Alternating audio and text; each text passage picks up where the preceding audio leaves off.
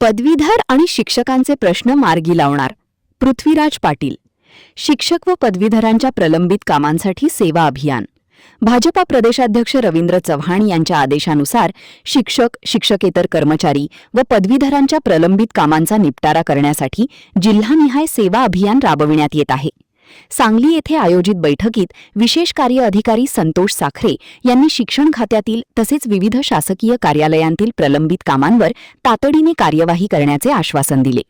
शिक्षक व पदवीधर मतदार नोंदणी दरम्यान त्यांच्या अडचणींची नोंद घेऊन स्थानिक पातळीवर त्या सोडविण्याच्या सूचना देण्यात आल्या.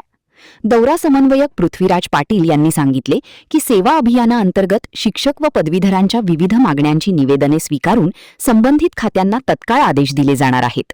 धोरणात्मक निर्णयांबाबत शासन स्तरावर योग्य शिफारस केली जाईल.